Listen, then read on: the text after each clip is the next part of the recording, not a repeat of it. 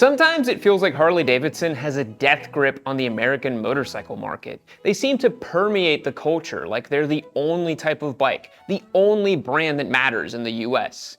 It's as if motorcycling is equivalent to Harleys here.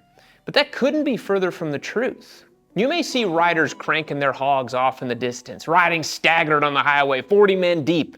You might see coverage of Sturgis with thousands of bikers descending on the small town. You might see a road dog posted up at your local dealership spinning yarns and tall tales of his latest rally. But it's actually a mirage. Harley owners and riders represent a minority of motorcyclists in the USA, and overseas, it's a minuscule percentage. 33% of new motorcycle sales might be coming from the bar and shield in the USA, but 67% of riders wouldn't touch the brand with a 10-foot pole.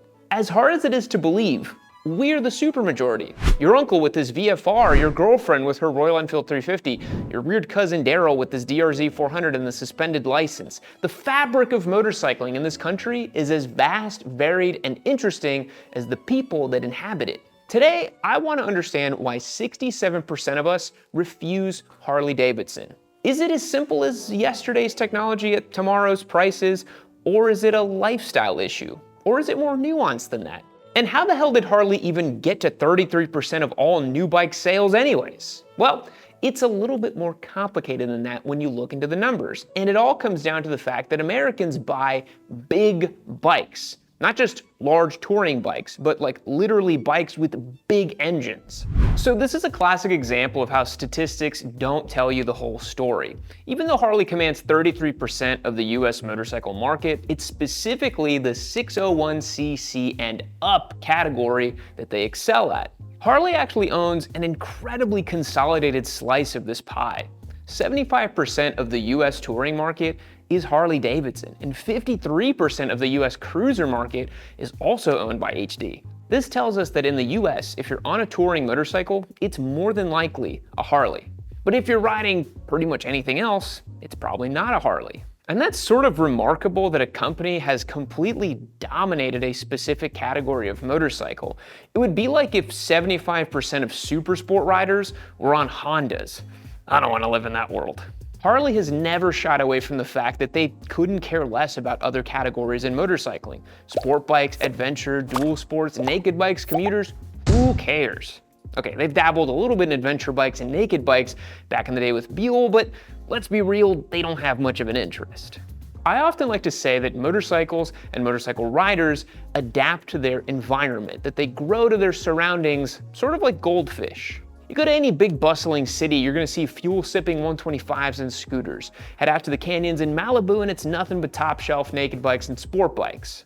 Then take a trip down to Houston and you're gonna see a lot of stretch roll racers and Hayabusas. In general, the United States has massive, straight, endless highways. We built the largest interstate highway system in the world. We had all those GIs coming back from World War II looking to keep the adrenaline rush going, expanding outward into the great continental US. Harley succeeded here because of the goldfish effect. They adapted to their environment. And I gotta be real and break character for a sec, they're pretty damn good at what they do. If you want to go slab it up for thousands of miles, a decked out road glide is not a terrible way to do it. It's a good tool for the job. And that brings us to an interesting quirk about Harleys, and it has to do with the type of bias we all fall victim to. America has a ton of highways, like an inordinate amount of highways. We use them to commute, to go to the grocery store, basically anything. If we're all using the highway and one particular motorcycle style is adapted for highway use in our market, what type of bike do you think you're gonna see more of? That's right, Harleys.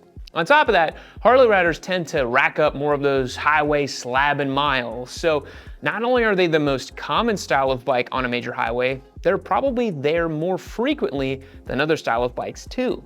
The average American motorcycle is ridden just 2,000 to 3,000 miles per year. Personally, I think that's a very sad statistic. A broad industry study recently showed that 50% of all registered US motorcyclists ride less than 1,000 miles per year. Maybe it's time we make a video about getting out there and riding your damn bike. So the data shows us that the supermajority I mentioned earlier, the 67% of us who refuse to ride Harleys, well, we seem to park our bikes in comfortable suburban garages and they exist mainly as trophies. But one category, on average, sees way more mileage, and I'm sure you already know which one that is because they are so vocal about it. Of course, I'm talking about Harley guys. It turns out that when you buy a bike that's comfortable for cruising long distances, you tend to use it for cruising long distances. The average bagger sees about 6,000 miles per year, with touring guys regularly chalking up 10 to 15,000 miles per year. What you're experiencing is something called the availability heuristic, or in layman's terms, it's the mental shortcut that causes us to estimate the likelihood or frequency of something based on how easily examples come to mind. So if you have a vivid emotional or recent memory, that's going to be easy to recall, and our brain assumes that the event must be common and highly probable. This happens all the time in our daily life. So if you use the highway all the time for your commute and you see nothing but Harleys, you'll assume, incorrectly, that there's nothing but Harleys out there. Everybody's riding a bagger. And anecdotally, it makes sense to me too. I own several motorcycles, but my two main rides are a Ducati Monster 1100S and an Aprilia Touareg 660. I actively avoid highways as much as possible, sticking to back roads where there's fewer people because I want to cruise some twisty roads in peace. Or I'm looking for some gravel or off-road on my ADV, once again to specifically get away from people. The last thing I want to do on my motorcycle is to be stuck in highway traffic. So if the 67% of us who don't own Harleys either keep our bikes locked away in the garage most of the time, or we go out to the canyons on a quiet morning, we have zero visibility in the eyes of the public. On top of that, Harleys tend to be much louder than other bikes too, so maybe 3 or 4 quiet BMWs or Hondas pass you by on the highway, but that one loud Harley is going to catch your attention. But okay, Harleys have an outsized perception in the culture, we got that figured out, but the supermajority still doesn't want them. Why is that? Before we answer that question, a quick word from today's sponsor, Calimoto. Do you enjoy traveling to a new place and getting on a motorcycle and exploring? It's one of my favorite things to do personally. I live in Austin, Texas, and while it's one of my favorite places in the whole world, it's kind of in the middle of nowhere in Texas. You gotta ride 8 or 10 hours to get anywhere interesting to ride unless you wanna cruise the hill country, which is pretty good. So let's say you fly in somewhere, you rent a bike, but now what? You're gonna futz around with a GPS unit trying to load a custom map or memorize a route?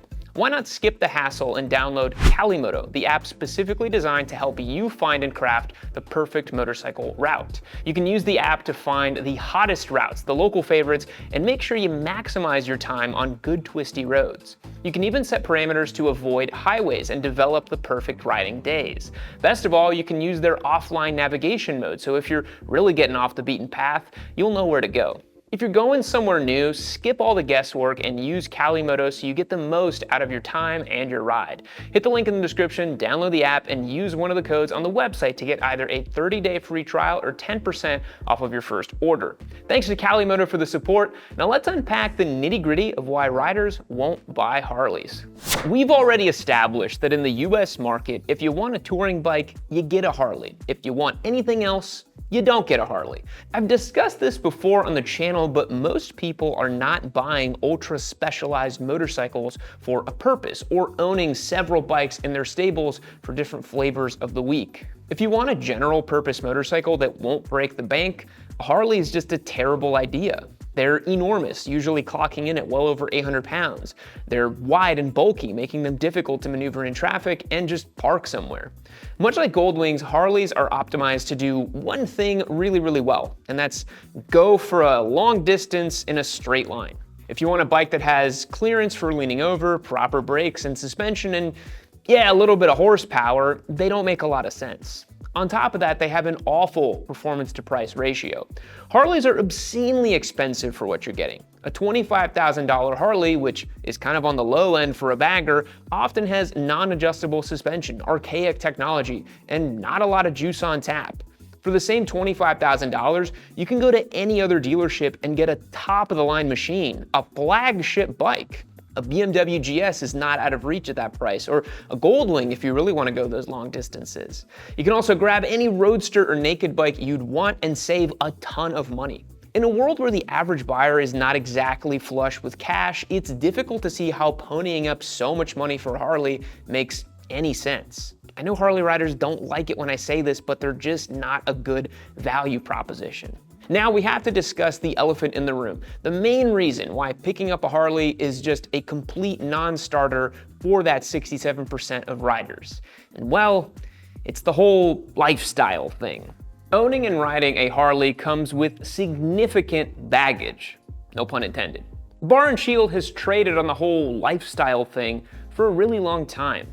It's a strange tribal club with its own rules and codes, and it really is kind of phasing out of existence in real time. The whole Harley Pirate Sons of Anarchy cosplay thing, well, it feels a little out of touch, right? I've harped on this channel before about how I'm really sick of boomer nostalgia monopolizing our culture, how we must constantly revere the late 60s and early 70s as the only era of history that was worth considering in both music, art, culture, bikes. I'm just tired of it. Elvis Presley Bonnevilles, leather fringe, skull logos, it's just all cornball stuff nowadays. There's a direct correlation between the average age of a guy in a Harley and the wealth that boomers hold in this country. It's a brand for old timers. Let's call a spade a spade. The lack of riding gear, the whole real bike thing, the exorbitant price point, none of that appeals to the modern motorcycle rider. And the clock is ticking for that style of rider and bike. Harley is making zero effort to find and court new riders into their brand, and what little they do is often too late or too misguided. Harley is losing a massive opportunity to companies like Royal Enfield that sort of effortlessly capture a youthful vibe with a more retro aesthetic and a much more palatable price point. Maybe it's because the demographic, leadership, and employees at Royal Enfield are all literally younger than the boomers at Harley. All I know is that for the 67%, the whole lifestyle and branding of Harley is the #1 reason they won't ever consider it. Even if we see comments suggesting that if Harley made something at a reasonable price point that wasn't some big touring bagger, they'd go and support the home team. Bronx, anybody? Like you guys are actually gonna buy that bike even if it ever came out, let's be honest. All right, let's flip the script a little bit and look at the European market now. So this is probably not shocking to you at all if you've visited parts of Europe or you live on the European continent, but Harleys are a pretty rare sight. Their market share in Germany, for example, which is a motorcycle-dense country, is a bleak 2.3%, which honestly is a little bit more than I would have guessed, but it's not great. Harleys have often been a bit of a political lightning rod in the EU, receiving heavy retaliatory tariffs, which forces Harley to eat massive losses or price their bikes to the stratosphere, as if they needed any higher pricing. Harleys are adapted and grown to the American environment, so they are woefully out of place in Europe. Imagine seeing a giant lifted Ford F-150 on the tight, narrow cobblestone streets of a European city. Well, that's the same effect you get when you see a Harley barge fighting for its life through tight traffic over there. It can be done, it's just not ideal. Euro riders overwhelmingly prefer naked sport touring or adventure bikes, even in the larger 601cc plus category. On top of that, although Harley has a huge amount of heritage, national pride, and history in the US, Europeans have their own heritage, models, history, and pride among several different countries that have been there for hundreds and hundreds of years, if not thousands of years. Germans want to ride BMW. Italians have their pick of the litter with Ducati, Moto Guzzi, or Aprilia, and KTM is very popular too. The Japanese brands also rank consistently well since they directly compete with those Euro brands. And you might say, well, they have high-speed highway systems over there too. Wouldn't a Harley do well on an Autobahn? And come on, let's be real, you're gonna want some more serious horsepower to maneuver on the Autobahn. So if you're outside the US, it isn't just 67% of riders refusing Harley, it's more like 97%, which is pretty wild. Here's the thing. America is a massive, varied, and unique place. Do we have endless slabs of highways all throughout the middle of our country? Definitely. Do we have giant touring baggers that eat up miles on those highways? Absolutely.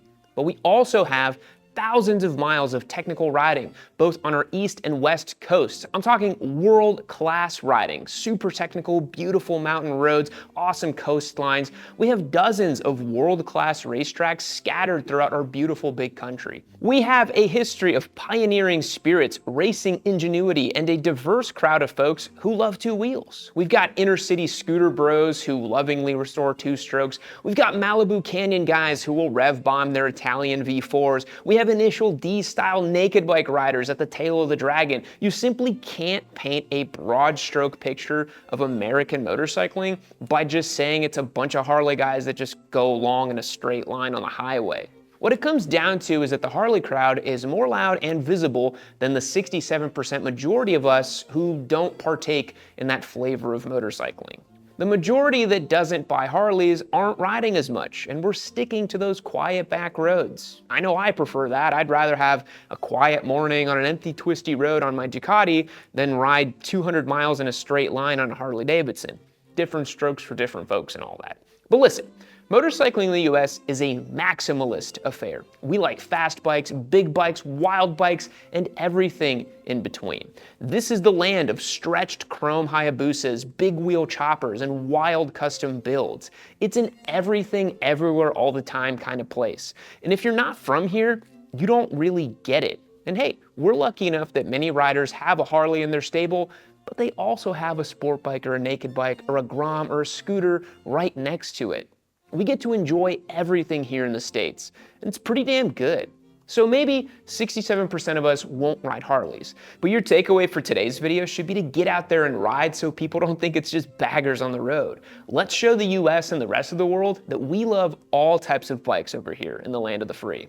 Thanks for watching today's video. What do you think? Are you in the 33%? The 67%, or are you in the 100% world when it comes to Harley? Do you love all bikes? Let me know in the comments down below, and hopefully this video captures those sweet, sweet boomer CPMs. We'll catch you on the next one. See you later.